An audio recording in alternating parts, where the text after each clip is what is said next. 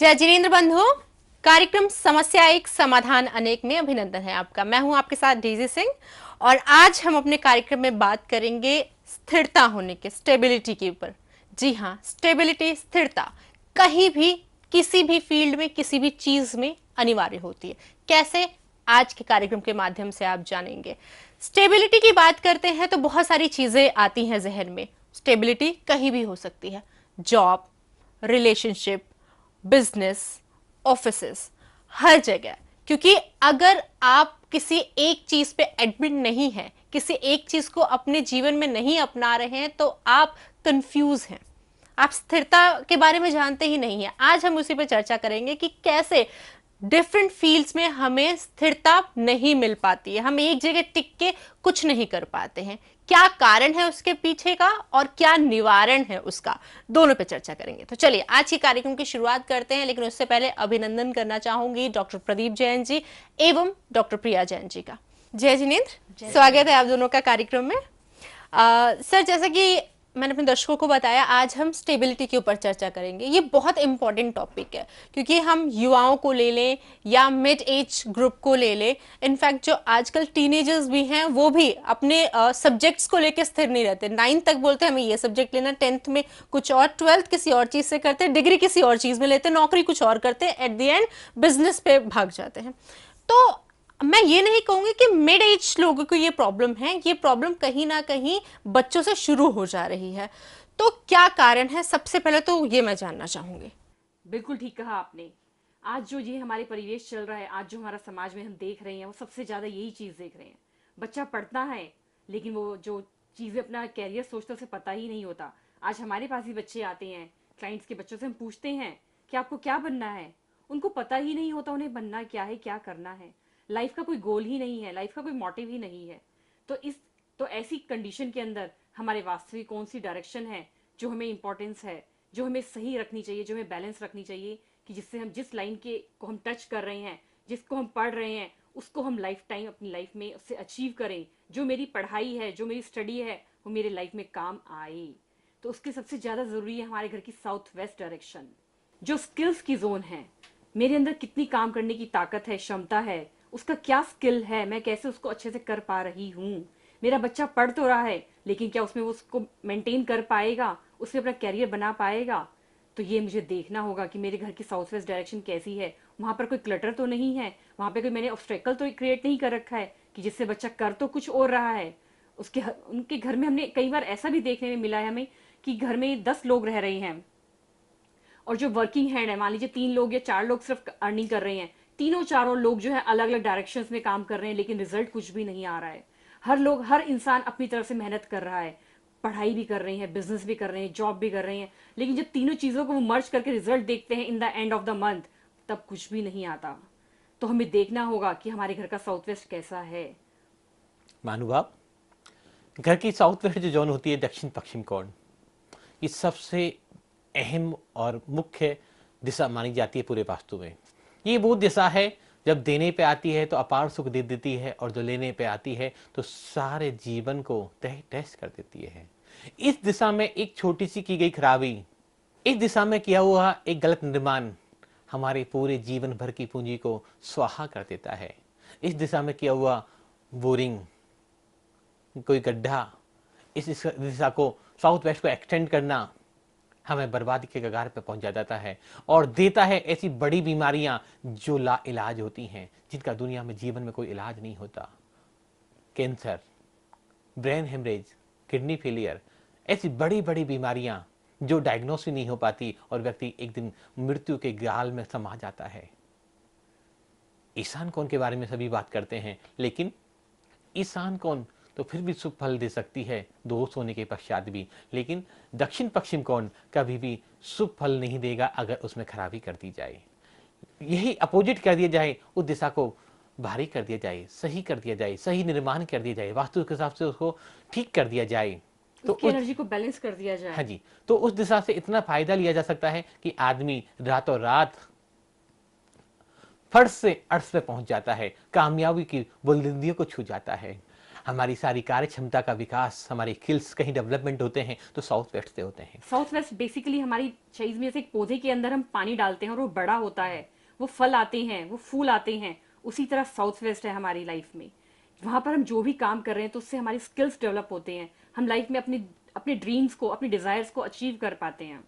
जी, तो हम यहाँ पर डिफरेंट डिफरेंट कैटेगरीज के बारे में डिस्कशन कर रहे हैं। अगर मैं एक बहुत इंपॉर्टेंट टॉपिक लेती हूँ, रिलेशनशिप के ऊपर मैं अगर चर्चा करूँ तो आजकल के टाइम की अगर मैं बात करूँ तो बहुत सारे ऐसे चीज़ें देखी जा रही है, वेदर दे आर मैरिड और अनमैरिड, उनका रिलेशनशिप स्टेटस उन्हें खुद समझ में नहीं आता, वो कमिटेड है या नहीं है। अगर कमिटमेंट में भी है तो कुछ टाइम बाद उनका ब्रेकआउट हो जाता है। सो क्या रीजन है इसके पीछे, क्या जोन खराब है उनका, कि पार्टनर के कौन से वाले पार्टनर की अगर मैं बात करूं तो उनका जोन ज्यादा उस पर भारी पड़ रहा है? बिल्कुल, उनके घर में भी कहीं ना कहीं साउथ वेस्ट में ही क्लटर होते हैं, वहीं कहीं ना कहीं कंजेशंस होती हैं, जिसके कारण उनकी रिलेशनशिप जो है वो अच्छे से नहीं चल पाती है। वो सोचते हैं कि हम प्लानिंग करेंगे आने वाले कल में हम मैरिज करते हैं, लेकिन वो कहीं ना कहीं मैरिज तक पहुंच ही नहीं पाते, उनकी रिलेशनशिप ब्रेक हो जाती है। और ऐसा बच्चों के साथ भी देखने को बहुत ज्यादा मिलता है कि बच्चे क्या कर रहे हैं, अपनी स्किल्स में बहुत ज्यादा काम कर रहे हैं, पढ़ाई कर रहे हैं, लेकिन एकदम से मूड चेंज हो जाता है। पहले वो साइंस साइड लेते हैं, फिर वो कॉमर्स में आ जाते हैं, और फिर वो बाद में पता चलता है कोई और ही फील्ड उन्होंने ज्वाइन कर ली, वो उनसे भी रिलेशनशिप नहीं मेंटेन कर पाते। तो दोनों ही चीजों के अंदर सेम चीज Relationship और जो skills। बिल्कुल बिजनेस में है या नौकरी में ज्यादातर देखा जा रहा है, ये प्रॉब्लम्स आ रही हैं, स्किप करना। क्या रीजन है उसके पीछे? बिल्कुल, डेफिनेटली उसके पीछे भी कहीं ना कहीं हमारी यही जोन एक्टिवेट है घर में, इसी को हमने बेकार कर रखा है, रेस्टलेस कर रखा है, जिसके कारण इंसान जो है एक जॉब से सेटिस्फाइड ही नहीं हो पाता, फिर उसको दूसरी जॉब करने का मन करता है, फिर वो स्किप कर देता है, फिर तीसरी करता है, कहीं पर भी उसको सेटिस्फेक्शन हो नहीं पाती, वो रिलेशन मेंटेन ही नहीं कर पाता कि ये जो कंपनी है ये मेरा जो मालिक है उसकी नहीं, ये मेरी कंपनी है, ये मेरा अपना बिजनेस है, मुझे इसको ऊंचाइयों तक लेके जाना है। जब तक उसके अंदर ये भाव नहीं है वो स्टेबल हो ही नहीं सकता, वो अपने ड्रीम्स को अपने अचीव कर ही नहीं सकता। यदि उसके मन में यही भाव है कि मैं तो नौकरी कर रहा हूँ, मुझे मंथली जो सैलरी मिल रही है इट्स इनफ फॉर मी, तो यदि उसकी सोच ही इतनी छोटी है, इतने उसने अपने आप को इतना संकुचन कर लिया, तो वो कैसे लाइफ में ग्रोथ करेगा? तो रिलेशनशिप और स्किल्स की जोन को उसे ठीक करना चाहिए, अपने घर में भी और अपने एरिया में जहां पर वो काम कर रहा है वहां पर भी जितना वो उसको बैलेंस कर सकता है, अच्छा कर सकता है, तो उससे उसकी ही ग्रोथ नहीं होगी, वो जो ऑनर है उसके लिए भी ऑस्पिशियस रहेगा, और जो और काम करने वाले लोग हैं उस एरिया में उनके लिए भी बहुत बेनिफिशियल रहता है। और रिलेशनशिप की बात करें तो सिर्फ हम कपल रिलेशनशिप की बात नहीं कर सकते, हम पेरेंट्स और बच्चों के रिलेशनशिप के बारे में बात कर सकते हैं। आजकल जैसे जैसे टाइम आगे बढ़ रहा है, बच्चे पेरेंट्स को बहुत कम हो गए हैं कि वो रिस्पेक्ट दे, अपने आप को सुपीरियर और पेरेंट्स को आउटडेटेड समझते हैं कि definitely, आपको बहुत- कुछ नहीं पता, कुछ हमें ही पता है। बिल्कुल लाइफ बहुत आगे बढ़ रही है, आप लोग पीछे हो, आपके टाइम पे ये चीजें नहीं होती थी। तो कहीं ना कहीं ये चीजें भी घर में हो रहे जोन की प्रॉब्लम की वजह से हो रही है। बिल्कुल, ये भी यदि इस तरह की प्रॉब्लम भी आप लोगों के घर में चल रही है तो आपके भी अपने घर का साउथ वेस्ट को बैलेंस करना चाहिए कि बच्चों के लिए आपने इतना कुछ किया, 20 साल से 25 साल से आप मेहनत कर रहे हैं, कोलू की बैल की तरह पिस रहे हैं, आपने करोड़ों रुपए उनके लिए इकट्ठा कर दिया, लेकिन बच्चों को उसकी इंपॉर्टेंस ही नहीं है। बच्चे आपको सोच ही नहीं रहे कि वो रिलेशनशिप को कैसे मेंटेन करें आपके साथ, कि आपको जो उन्हें इज्जत देनी चाहिए, जो उन्हें सम्मान देना चाहिए, वो देते ही नहीं है। और अभी इस लॉकडाउन में हमें बहुत सारे ऐसे केसेस भी देखने को आए, बच्चों को एग्जाइटी हो जाती है, बच्चे पेरेंट्स ने जरा सा कुछ कहा, सिर्फ उनके भले के लिए कहा, अच्छे के लिए कहा, लेकिन बच्चे कोई गलत स्टेप उठा लेते हैं। तो हमें देखना चाहिए कि रिलेशनशिप कहाँ पर हमारी गड़बड़ा रही है, कहाँ पर हमारा और बच्चों का रिलेशन अच्छा नहीं है, हम उसको बैलेंस करें। ठीक है, money is very important, money बहुत जरूरी है हमारी लाइफ में, लेकिन उससे भी ज्यादा जरूरी है हमारी अपने परिवार के साथ रिलेशनशिप कैसी है, मेरे बच्चे मुझे कितना इंपॉर्टेंस दे रहे हैं। यदि वो चीज नहीं है, इज्जत नहीं है, सम्मान नहीं है, तो पैसा भी किसी काम का नहीं है। बिल्कुल। प्रदीप जी, आपसे बात करना चाहूंगी कि ज्योतिष क्या कहते हैं इन चीजों पे?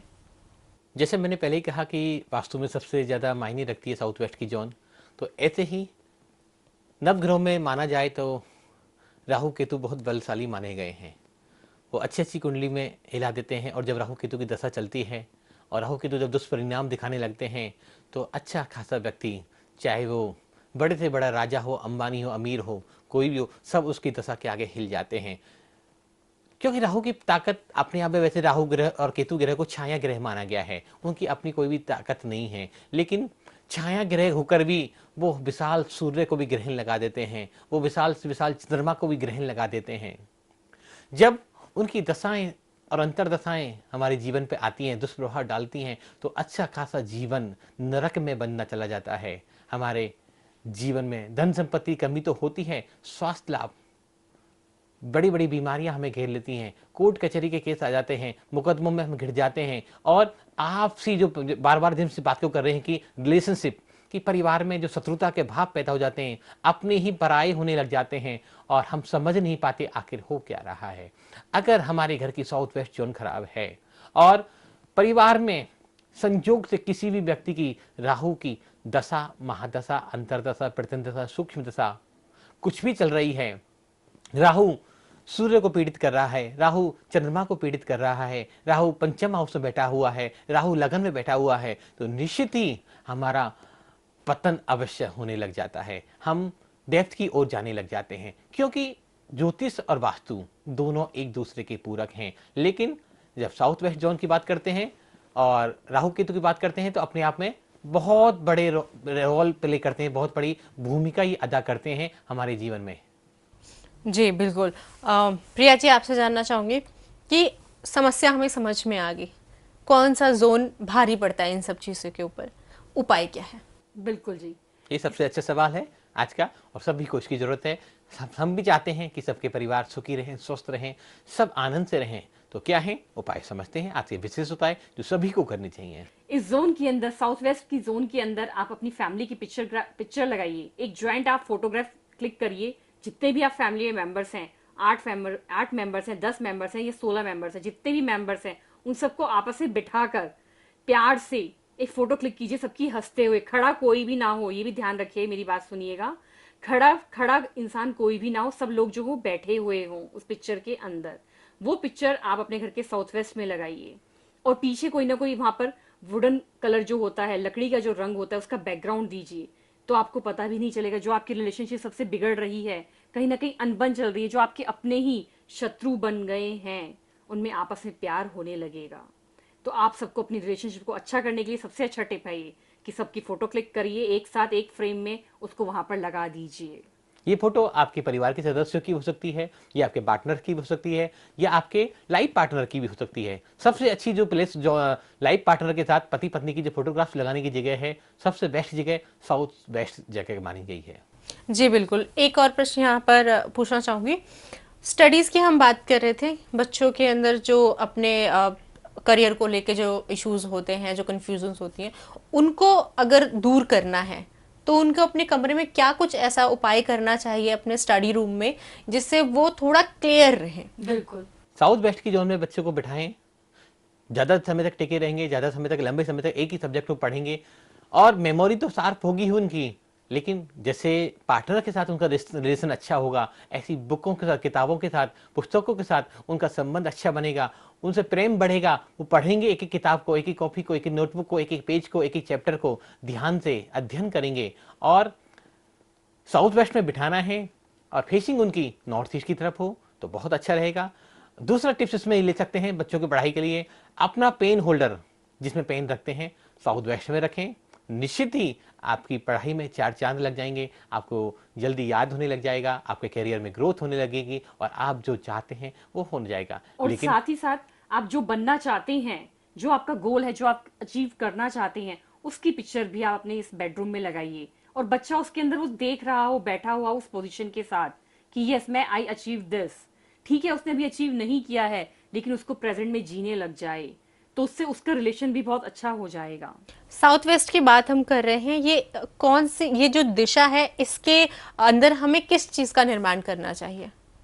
साउथ वेस्ट दिशा में हमें बेडरूम बनाने की बात करते हैं बहुत सारे लोग। हम तो कहते हैं सबसे बेस्ट जो दिशा मानी जाती है साउथ मानी जाती है बेडरूम के लिए, लेकिन फिर भी कोई दूसरा ऑप्शन नहीं है तो साउथ वेस्ट में भी बेडरूम बनाया जा सकता है। ये हर प्रकार की चीजों में जो प्रॉब्लम्स है स्टेबिलिटी के रिलेटेड जैसे हम बात कर रहे हैं, तो सब में कारगर साबित होता है। पहली बात एक बार मैं बच्चों के लिए कहना चाहूंगा, सिर्फ उपायों से काम नहीं चलेगा, आपको अपनी पढ़ाई पे फोकस भी करना होगा।